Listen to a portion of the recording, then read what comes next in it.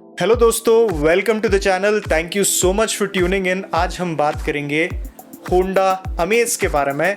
इसके अच्छी चीज़ों के बारे में बताऊंगा आपको, मैं प्रॉब्लम्स के बारे में बताऊंगा। वीडियो थोड़ा लंबा होगा, थोड़ा टाइम लगेगा आपको पूरा वीडियो देखने के लिए, बट जो आप देखोगे वो जेन्युइन ऑनेस्ट रिव्यू होगा। और आप अगर ये कार खरीदने का प्लान करते हो तो आपको ये वीडियो बहुत यूज़फुल रहने वाला है। अगर आपको ये कार पसंद है या कुछ जानना है इसके बारे में, फिर भी आपको ये वीडियो बहुत ज़्यादा हेल्पफुल और यूज़फुल होने वाला है। आज इतना डिमांड है एसयूवी सेगमेंट के लिए कि आजकल कोई भी सेडान लेना पसंद नहीं करता है।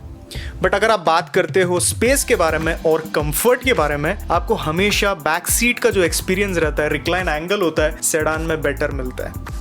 अगर आपके घर पे कोई एज मेंबर है जो पीछे बैठना चाहते हैं कंफर्टेबली, अगर आप लॉन्ग राइड करना चाहते हो उनके साथ, तो हमेशा सेडान को प्रेफर करना अच्छा है, क्योंकि जो एसयूवी है वो थोड़ा हाइट ज़्यादा रहता है और उसकी जो रिक्लाइन एंगल है वो एग्जैक्टली आपको हैचबैक जैसा मिलता है। तो जब आप अंदर बैठते हो या पीछे जो बैठने वाले हैं उनको ऐसा कंफर्ट नहीं मिलेगा, हैचबैक से अलग सा कंफर्ट नहीं मिलेगा उनको। तो सेडान लेना अभी भी सेंस बनता है। तो इसीलिए मुझे लोग पूछते हैं टाटा पंच लेना है, अमेज लेना है, मिड साइज सेडान की तरफ जाना चाहिए या कॉम्पैक्ट एसयूवी की तरफ। ये वीडियो देख के सारे आपके जो कन्फ्यूजन है वो क्लियर हो जाएंगे। हमेशा की तरह मैं अच्छी चीज़ों के बारे में बात करूंगा पहले, उसके बाद मैं बुराई करूंगा।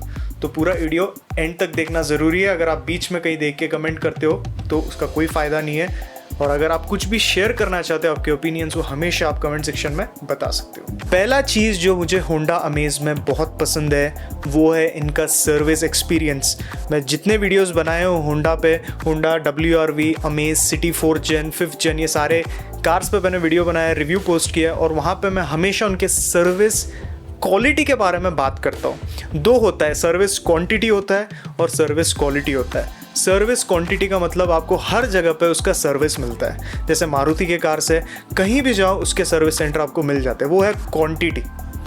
बट इसका मतलब ये नहीं है कि हमेशा क्वांटिटी ज़्यादा होने से आपका एक्सपीरियंस अच्छा होने वाला है। होंडा का आप कार लेते हो तो आपको सर्विस में कभी कोई प्रॉब्लम नहीं आता है।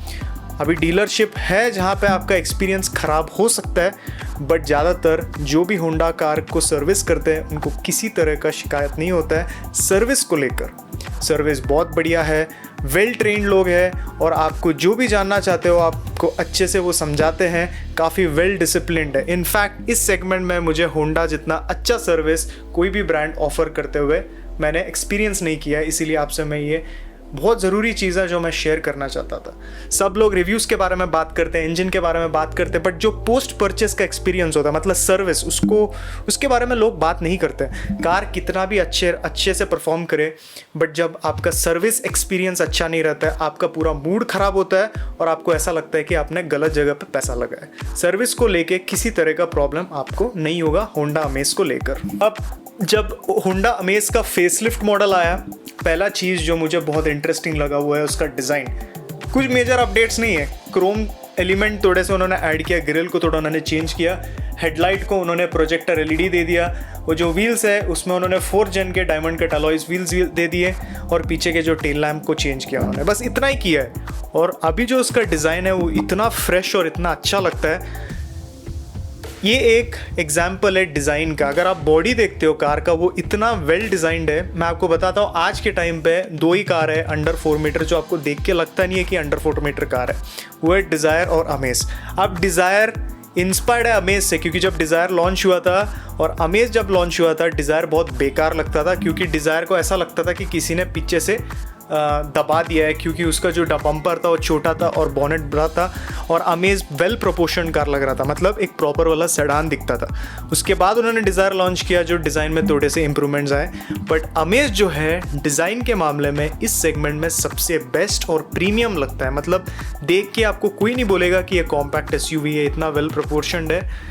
डिज़ाइन के मामले में इट इज़ वेरी गुड। और रोड प्रेजेंस आपको चाहिए तो ये कार आप 100% ले लो। टॉप एंड मॉडल में तो बहुत अच्छा लगता है। जब आप कोई भी कार खरीदते हो सबसे ज़रूरी चीज़ होता है उसके मैकेनिकल्स, गियर बॉक्स कैसे फील हो रहा है, स्टीयरिंग कैसे फील हो रहा है, किस तरह का रिस्पॉन्स मिल रहा है आपको, उससे आपको पता चलता है कि किस तरह का इंजीनियरिंग मिलता है आपको कार में। यहाँ पे होंडा अमेज आपको बहुत अच्छे से इम्प्रेस करेगा क्योंकि इसके जो गियर बॉक्स है वो इतने स्मूथ है और शॉर्ट थ्रोज है कि आपको चलाने के टाइम आपको मन करेगा गियर शिफ्ट करने का। कभी भी ऐसा मुझे फील नहीं हुआ कि रिवर्स गियर में स्लॉट नहीं हो रहा है। कस्टमर्स के कंप्लेंट्स हैं, मेरे व्यूअर्स हैं, हमारे व्यूअर्स जो हमें आके बोलते हैं कि उनको गियर बॉक्स में इश्यू हो रहा है, बट मैंने यहाँ पे इसको इसीलिए मेंशन नहीं किया क्योंकि ये बहुत रेयर इश्यू है। गियर बॉक्स को लेकर बहुत कम प्रॉब्लम्स आते हैं अमेज में। इस सेगमेंट में अगेन गियर बॉक्स को लेकर हम बात करें तो ये बेस्ट गियर बॉक्स के साथ आता है, बहुत स्मूथ है एंड शॉर्ट शिफ्टिंग एक्शन है। और नेक्स्ट है स्टीयरिंग। सिटी में चलाओ काफ़ी आपको लाइट फील होता है और हाईवे में चलाने के टाइम आपको वेट बढ़ जाता है। मैं ये नहीं बोलूँगा कि टाटा पन से बेटर स्टीयरिंग ऑफर करता है, बट जो फीडबैक है वो डेफिनेटली पन से बेटर है। एंड आई फील दैट इस सेगमेंट में अगर हम स्टीयरिंग रिस्पॉन्स और फीडबैक की बात करें, ये बोलना गलत है कि पन से बेटर है, बट डेफिनेटली इसका जो स्टीयरिंग का रिस्पॉन्स है, जिस तरह से आपको फीडबैक मिलता है, is commendable and I think Honda has done a very good job. जब आप होंडा अमेज लेते हो आपको सबसे बेस्ट चीज़ इसमें लगता है वो है इसका स्मूथनेस। उसका जो 1.2 लीटर का 4 सिलेंडर इंजन है, आप देख लो इस सेगमेंट में बहुत सारे मैन्युफैक्चरर आपको 3 सिलेंडर इंजन ऑफर करते हैं। अमेज ऐसा कार है जहाँ पे आपको 1.2 लीटर का आईवी-टेक का 4 सिलेंडर इंजन मिलता है। तो जब सिलेंडर ऐड होता है तो आपको स्मूथनेस भी फील होता है। जो 3 सिलेंडर वाले थ्रम होता है ना, जब कार वाइब्रेट करने लगता है, वो आपको टाटा के कार में थोड़े से फील होंगे, बट ये जो कार है यहाँ पे आपको स्मूथ इंजन है, कहीं पे भी वाइब्रेशंस फील नहीं होगा आइडलिंग के टाइम। तो ये चीज़ आपको पसंद आएगा क्योंकि आप इतना पैसा लगाने के बाद ये नहीं चाहोगे ना कि मुझे वाइब्रेशंस आना नहीं चाहिए कार पे। तो स्पेशली अगर आप 10 लाख के ऊपर लगा रहे हो टॉप एंड मॉडल लेने में, आपको वो वाला फील आता है, प्रीमियम फील जो आप इंजन से एक्सपेक्ट करते हो। इस कार का बूट स्पेस बढ़िया है। अगर आप कहीं पे हॉलीडे पे जा रहे हो या आपके फैमिली के साथ कहीं ट्रिप प्लान कर रहे हो, पीछे बैठने वालों के लिए आराम है, तो आपको मन करेगा कार कहीं दूर लेके जाने का और आप सोचते हो कि यहाँ पे उनका जो सामान है उसको कहाँ रखेंगे। बूट स्पेस बढ़िया है, आपके जो भी सामान आपको रखना है वो आराम से फिट हो जाएंगे। इनफैक्ट बहुत सारे ऐसे कॉम्पैक्ट एसयूवी है जो इतना अच्छा बूट स्पेस ऑफर नहीं करते और होंडा अमेज इस मामले में बहुत बढ़िया है। इसके जो फ्रंट सीट्स है वो बढ़िया है। अगेन अगर आप टूरिंग करना चाहते हो या हाई लॉन्ग राइड्स पे जाना चाहते हो तो आपको बूट काफ़ी अच्छा लगेगा। अंडर थाई सपोर्ट अच्छा है, आपको शोल्डर रूम बढ़िया मिलेगा, हेडरूम अच्छा है, तो इस मामले में आपको काफ़ी अच्छा लगेगा। इसके जो सीट्स है वो पुराने वाले जो वेफर 3 सीट्स आते थे फिक्स्ड एड्रेस के साथ, उससे बेटर है। जो बेस मॉडल है उसके सीट्स थोड़े से बेटर हो सकते थे बट उतने भी बुरे नहीं है। बट टॉप एंड मॉडल में जो आपको सीट्स मिलते हैं वो बहुत अच्छे हैं and I think you will be satisfied with the overall comfort जो आपको फ्रंट सीट में मिलता है। नेक्स्ट चीज़ जो एक कार में होना बहुत इंपॉर्टेंट है, जो पीछे बैठते हैं उनके लिए, जो पीछे बैठते हैं ना उनका जो सीट का रिक्लाइन एंगल है वो बहुत ज़रूरी होता है। मैं बहुत कम लोगों को इसके बारे में बात करते हुए देखता हूँ। थोड़े से कार्स हैं जिनके जो पीछे के सीट्स हैं उसमें आपको बहुत अपराइट बैठना पड़ता है, मतलब आपको थोड़ा सा अनकम्फर्टेबल लग सकता है अगर आप कहीं पे लॉन्ग ड्राइव पे जाते हो। अमेज के जो सीट्स है वो काफ़ी अच्छे रिक्लाइन एंगल के साथ आते हैं, मतलब आप रिक्लाइन होकर बैठते हो आराम से इन कंफर्ट, तो वो सेडान वाला फील आता है आपको। लिटरली आप सो जाओगे लॉन्ग ड्राइव पर अगर रोड अच्छा है और आराम से आप चलाते हो। स्पेशली अगर आपके पास CVT मॉडल है जो बहुत ज़्यादा स्मूथ है, तो पीछे जो बैठेंगे वो बहुत खुश रहने वाले हैं, उनको कभी कोई प्रॉब्लम नहीं आएगा कंफर्ट को लेकर। इस कार के स्पेस के बारे में तो मैं बात नहीं करने वाला हूँ क्योंकि आपको पता है कि ये बहुत स्पेशियस कार है। सबसे बड़ा इसका कंट्रीब्यूटिंग फैक्टर ये है कि जो विंडोज है वो बड़े हैं, अंदर आपको बेज इंटीरियर्स मिलते हैं, तो इससे ना आपको एक काफ़ी स्पेशियस फील आता है। तो इस मामले में स्पेस के मामले में होंडा जो उनके मैन मैक्सिमम और मशीन मिनिमम जो प्रिंसिपल फॉलो करता है वो आपको दिखता है जब आप कार के अंदर बैठते हो। इसका सबसे बेस्ट चीज़ मुझे लगता है इसका headroom. I think city 4 Gen में मैंने जब वीडियो में बताया था कि हेडरूम में बहुत प्रॉब्लम होता है, जो जिनका हाइट 6 के ऊपर है उनको बहुत प्रॉब्लम होता है, उनको सर पे लगते रहता है जब वो बम्प के ऊपर कहीं जाते हैं। अमेज़ में ऐसा नहीं होता, अमेज़ के जो हेडरूम है वो बेटर है। आई थिंक इस मामले में आई थिंक अमेज़ को मैं प्रेफरेंस दूंगा अगर आपको हेडरूम से प्रॉब्लम होता है, स्पेशली 4th Gen और अमेज़ को लेके अगर आप कंफ्यूज हो तो। कार के डायनामिक्स, स्पेशली ब्रेक्स, हैंडलिंग, ये सारी चीज़ों में अमेज़ अच्छा है। अगर आपको ड्राइविंग करना पसंद है या आप ड्राइव करते हो पर्सनली, तो आपको ये कार की तरफ जाना चाहिए, क्योंकि ड्राइविंग का जो एक्सपीरियंस है वो बढ़िया है। होंडा का कोई भी कार ले लो, आपको ओवरऑल जो एक्सपीरियंस रहने वाला है वो बहुत बढ़िया होगा। एसी के बारे में भी बहुत लोग अवॉइड करते हैं, बात नहीं करते हैं, तो मैं हमेशा एसी को प्रेफरेंस देता हूँ और एसी के बारे में हमेशा बोलते रहता हूँ मेरे वीडियोस में। अमेज़ के एसी के साथ मुझे कभी कोई प्रॉब्लम नहीं हुआ। मुझे ये इसका कोई आइडिया नहीं है, बट मेरे को कैसा लगा ना कि जो ID.Tech इंजन है डीजल वाला मॉडल, उसमें एसी बेटर फील हुआ मुझे पेट्रोल से। बट दोनों में कोई प्रॉब्लम नहीं है, पेट्रोल ले लो या डीजल ले लो, एसी एकदम चिल कर देता है कैबिन को। और आई थिंक होंडा के जितने भी कार्स हैं उनको उसके एसी के रिलेटेड कभी कोई प्रॉब्लम नहीं आया। ब्रियो के साथ आया था जो मैंने पर्सनली फेस किया है, बट उतना भी प्रॉब्लम नहीं था। अमेज़ का तो इज़ वेरी गुड। उन्होंने जब डिज़ाइन किया था वो इंडिया के मार्केट के लिए डिज़ाइन कर रहे थे, तो एसी का cooling is much better compare to Brio and it feels really good. जब आप कार में, अगर आपने कभी अमेज़ नहीं चलाया है और आप मे बी टेस्ट राइड के लिए जा रहे हो, आपने टेस्ट ड्राइव प्लान किया है, पहला चीज़ मैं आपको गारंटी के साथ बोल सकता हूँ जब आप नोटिस करोगे वो है उसका कमांडिंग पोजीशन। जिसका सीट में आप बैठोगे आपको ईजिली हुड दिखाई देता है, तो आपको ऐसा लगता है, बॉनेट जब दिखाई देता है ना, आपको ऐसा लगता है कि कोई मसल कार चला रहे हो। तो जो फील है, कॉन्फिडेंस है चलाने के टाइम जो आपको आता है वो बहुत बढ़िया है। एंड आई थिंक ये एक बहुत अच्छा चीज़ है, स्पेशली जो SUV खरीदना चाहते हैं बट उनको सेडान का कंफर्ट चाहिए, तो उनको वो बॉनेट देख के SUV का याद आएगा या मसल कार का याद आएगा। इनफैक्ट मस्टैंग का जो डिज़ाइन एलिमेंट्स है मसल कार का, उसके डिज़ाइन एलिमेंट्स आपको इस कार में देखने को मिलते हैं और फील भी बहुत अच्छा लगता है। तो इस बात के लिए मैं डेफिनेटली इसको बेनिफिट के पॉइंट में कंसिडर करूँ। नेक्स्ट चीज़ जिसके बारे में लोग बात नहीं करते हैं, हमारे कंट्री में, इंडिया में इतना गर्मी होता है कि पानी का बॉटल हम कहीं पे भी जब भी जाते हैं लेके जाते हैं, स्पेशली 4 या 5 लोगों फैमिली है, तो पानी के बॉटल रखने के लिए मेरे को हमेशा प्रॉब्लम होता है। मैंने रिसेंटली टियागो के वीडियो में बताया कि पानी के बॉटल रखने के लिए कहीं भी जगह नहीं है, एडजस्ट करना पड़ता है आपको। एक बॉटल रख सकते हो, बट होंडा अमेज़ में कहीं पे भी देख लो आपको पानी का बॉटल रखने के लिए एक जगह मिल जाएगा। पुराने वाले अमेज़ में भी ये बहुत अच्छा चीज़ था और यहाँ पे भी आपको वो देखने को मिलता है।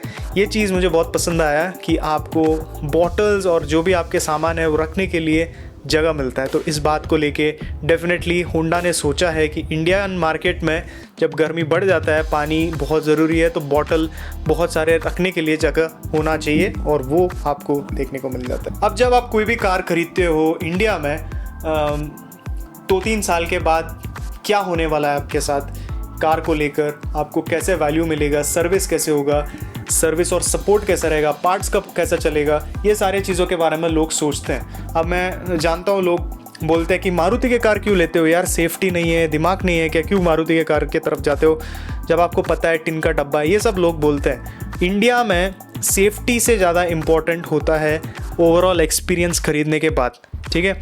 और ये बात मैं 100% एग्री करता हूँ, क्योंकि जब इतना पैसा लगाते हो आप, रीसेल भी होना चाहिए ना कार में, क्योंकि ऐसा नहीं है कि हमारे कंडीशन में बहुत मतलब ऐसे लोग हैं जो पैसा लगा सकते हो और कोई फ़र्क नहीं पड़ता उन लोगों को, ऐसा नहीं है ना। तो रीसेल मैटर करता है और रीसेल में आपको अमेज़ से कोई प्रॉब्लम नहीं होगा। आप यूज्ड कार्स मार्केट में जाओ, वहाँ पे अमेज़ का वैल्यू बहुत अच्छा है, कोई भी आपके कार को परचेस करने के लिए रेडी रहेंगे, तो रीसेल को लेके आपको किसी बात का, किसी तरह का तकलीफ़ नहीं होगा।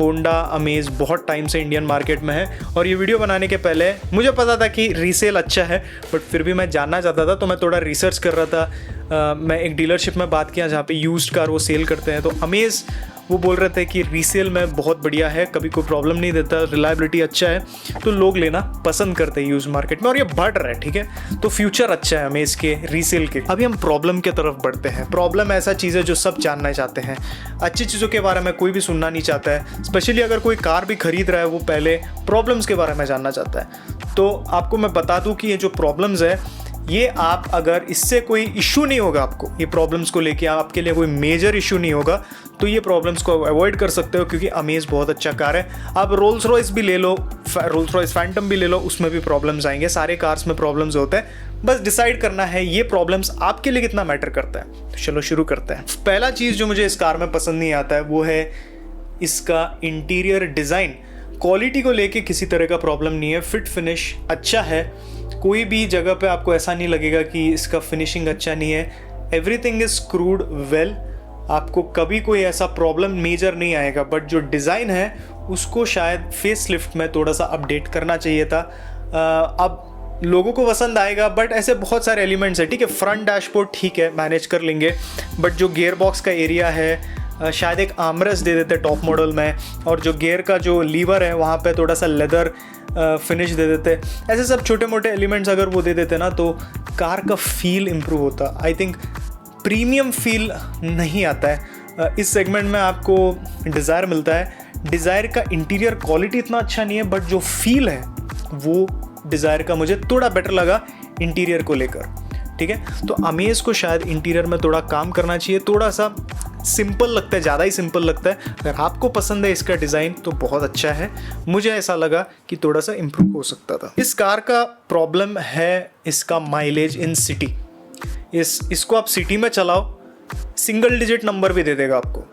आप कहीं पे मतलब अगर आपके पास CVT है, CVT आप ट्रैफिक में चलाओ, हेवी ट्रैफिक में, आपको 8-10 का भी माइलेज देगा। मैनुअल है 11-10 उतना माइलेज दे देता है। ड्यूअल जेट के जो इंजन्स आते हैं डिज़ायर में उतने अच्छे नहीं हैं। ओके, माइलेज के बारे में सोच के लेते हो, आपको थोड़ा प्रॉब्लम हो सकता है, क्योंकि ये 4 सिलेंडर इंजन है, स्मूथनेस देगा, माइलेज नहीं देगा उतना।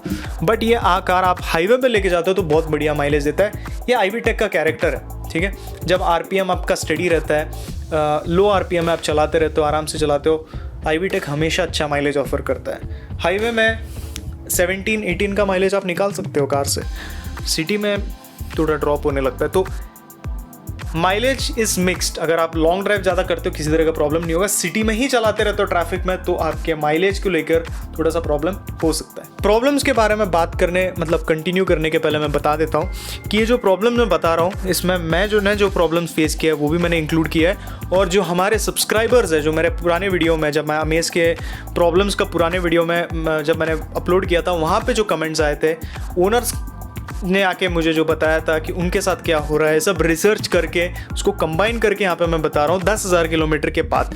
तो ये एक ऐसा वीडियो है जहाँ पे मैंने ओनर के जितने प्रॉब्लम्स है, जो मेरे क्लोज मेंबर जो अमेज ओन करते हैं, उनको क्या क्या प्रॉब्लम्स फेस हुआ और मेरे प्रॉब्लम्स, ये सारे इंक्लूड किया मैंने।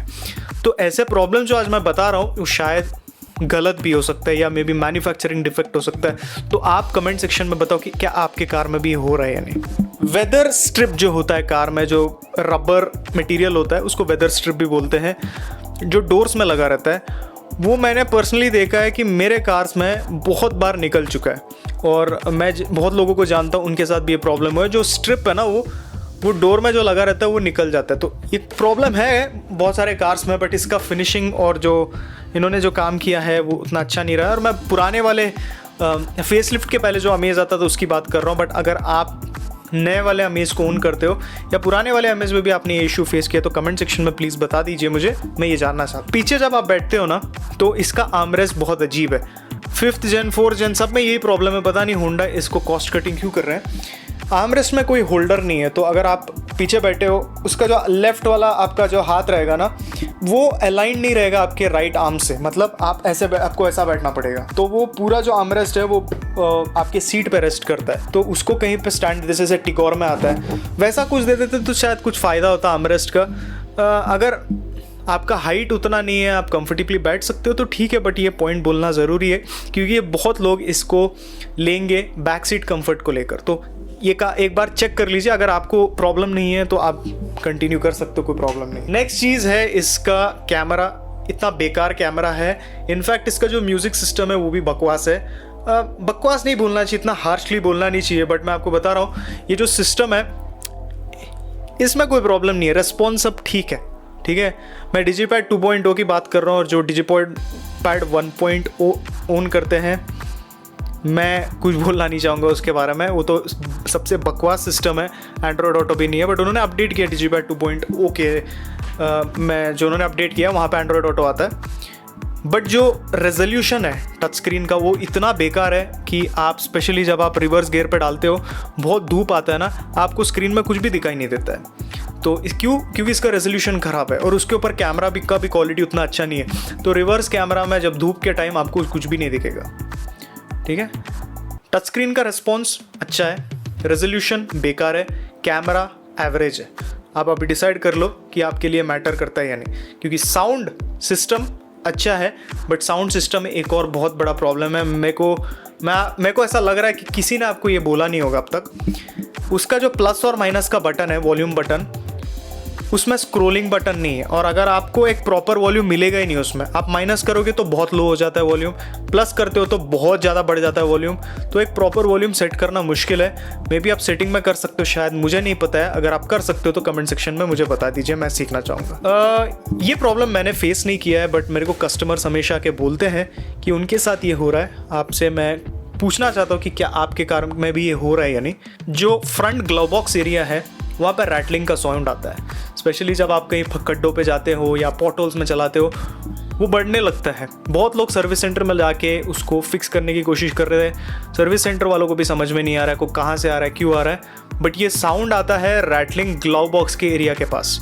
एंड अगर आपके साथ ये हो रहा है तो बता दो मुझे, क्योंकि मैंने ये प्रॉब्लम पर्सनली उतना फेस नहीं किया है, बट शायद मैंने उसको उतना रफली भी नहीं चलाया। तो ओनर के पर्सपेक्टिव से भी जानना चाहता हूँ कि किस तरह का प्रॉब्लम आप भी फेस कर रहे हो। 2019 या 2020 में होंडा ने सोचा कि जो ग्राउंड क्लियरेंस का प्रॉब्लम आ रहा है उसको हम ख़त्म कर देते हैं। ग्रेट न्यूज़, उन्होंने ख़त्म कर दिया। अभी ग्राउंड क्लियरेंस का उतना प्रॉब्लम नहीं आता है, ठीक है। ग्राउंड क्लियरेंस ठीक है, प्रॉब्लम तो सेडान में आता ही है बट पुराने मॉडल में जैसा आता था उसका बिल्कुल नहीं है। अब वो करने से इतना बड़ा प्रॉब्लम आया है कि मैं चाहता हूँ कि होंडा, जो आप पहले सस्पेंशन ट्यून रखे थे जहाँ पे ग्राउंड क्लियरेंस का इशू आ रहा था, वो प्लीज़ वापस वही प्रॉब्लम दे दीजिए, क्योंकि इसका जो स्टिफ सस्पेंशन है वो इतना अनकंफर्टेबल है कि आपके पूरे राइड एक्सपीरियंस को ख़राब कर देता है। मैंने 4th जेन सिटी में ये बहुत ज़्यादा ऑब्जर्व किया और मैं सोचा कि यार काश ये अमेज़ में नहीं होना चाहिए। और जब मैंने चलाया ये चीज़, मैंने सेम चीज़ एक्सपीरियंस की। इतना स्टिफ सस्पेंशन है 2019 के बाद जो मॉडल्स हैं, उसके पहले वाले मॉडल सॉफ्ट सस्पेंशन के साथ आते थे, बट नए मॉडल में बहुत ज़्यादा स्टिफ सस्पेंशन है, आपको बम्प्स फील होते हैं। होंडा सिटी 4 जेन भी ख़राब है, उसका भी सस्पेंशन। सबसे बेस्ट सस्पेंशन था WRV का, ठीक है, उस सेगमेंट कॉम्पैक्ट SUV में। अब वो उन्होंने इतना स्टिफ कर दिया, उसका भी सस्पेंशन बहुत अनकंफर्टेबल बना दिया। आई डोंट नो कि होंडा ने ऐसा क्यों किया, एक्सपीरियंस ख़राब कर देता है। स्पेशली फुल लोड पे जब चलाते हो तो आपको सारे गड्ढे फील होंगे। तो आई थिंक ये प्रॉब्लम आपको सोचना पड़ेगा। अगर आपको पता था इसके बारे में या आपके साथ कभी नहीं हुआ है तो प्लीज़ बता। जो बेस मॉडल है ना, उसमें आपको 14 इंच के व्हील्स मिलते हैं जो अजीब लगते हैं। कार बड़ा है, उसका जो डिज़ाइन है थोड़ा अजीब लगने लगता है और मुझे ऐसा लगता है कि स्टैंडर्ड 15 इंच व्हील्स देना चाहिए इस कार के साथ। बेस मॉडल और जो बेस ट्रिम्स है उसमें आपको 14 इंच के व्हील्स मिलते हैं। तो देख लो आप एक बार ख़रीदने के पहले शोरूम में। ख़रीदने के बाद आपको ऐसा नहीं लगना चाहिए कि यार शोरूम में मैंने जो देखा था, क्योंकि उसके एलॉय व्हील के डिज़ाइन भी इतने बेकार है। मैं एलॉय व्हील बोल रहा हूँ, व्हील कैप के डिज़ाइन इतने बेकार है। होंडा कोई भी व्हील कैप का डिज़ाइन बना देते यार, मतलब क्या डिज़ाइन है। It's so uninspiring and so bland. तो डिज़ाइन को शायद चेंज करते तो अच्छा रहता। अब IVTEC इंजन का सबसे बड़ा प्रॉब्लम मैं बताता हूँ आपको। IVTEC इंजन कैसे काम करता है, जब आप इंजन को रेव करते हो, मतलब एक्सेलरेट करते हो, एक पर्टिकुलर RPM बढ़ाते हो, तो वो पावर बिल्ड करने लगता है। तो हायर रेव्स में आपको ज़्यादा पावर देता है, लोअर रेव्स में आपको ज़्यादा माइलेज देता है। बट लोअर रेव्स में जब माइलेज आपको इम्प्रूव मिलता है, उसमें आपको पावर भी लो फील होता है। सिटी में चलाने के टाइम आपको थोड़ा टाइम लगेगा, क्योंकि इंजन में पावर थोड़ा कम फील होगा 1.2 लीटर पेट्रोल में। 1.5 लीटर डीजल तो उल्टा है, उसका ड्राइवेबिलिटी सबसे बेस्ट लगता है मेरे को। सिटी में चलाना है, डीजल इंजन इज़ सुपर, ठीक है, पावर के मामले में। बट पेट्रोल इंजन ट्रैफिक में चलाने के टाइम काफ़ी लीनियर है, मतलब एक जो पावर आपको फील होता है ना, एकदम जिपी फील नहीं आता है। हाईवे में जब आप चलाते हो तो आपको किसी तरह का प्रॉब्लम नहीं होगा। इंजन को रेव करने का आदत है, आपको मज़ा आएगा, ओके। क्योंकि 3000-4000 आरपीएम के बाद आपको पावर फील होता है। बट हिली सेक्शन में चलाना है, पहाड़ों में चढ़ाने के टाइम फुल लोड में आप फील कर सकते हो कि पावर थोड़ा और होता तो बेटर होता। बट अगर आप हिली सेक्शन में रोड कार लेना चाहते हो अमेज, तो मैं आपको रेकमेंड करूँगा गो फॉर CVT। कोई भी आप इस सेगमेंट में कार लेना चाहते हो हिली रोड्स में चलाने के लिए, पहाड़ों में चलाने के लिए, CVT सबसे बेस्ट ट्रांसमिशन है और होंडा अमेज बहुत अच्छा कार है। बहुत लंबा वीडियो था, सॉरी गाइज, मैंने बहुत टाइम लिया, बट ये करना ज़रूरी था। मैं एक प्रॉपर पिक्चर देना चाहता था इस कार के बारे में। मैंने सारे पॉइंट्स यहाँ पे नोट करके रखा था, मेरे को पता है मैंने बहुत सारे पॉइंट्स मैंने इंक्लूड नहीं किया है यहाँ पे, जो आप मुझे बताना चाहोगे कमेंट सेक्शन में बता दो, मैं भी जानना चाहूँगा। बहुत टाइम लगता है वीडियो बनाने के लिए, प्लीज़ डू सपोर्ट मी। फिर से मिलेंगे, take care, always drive safe.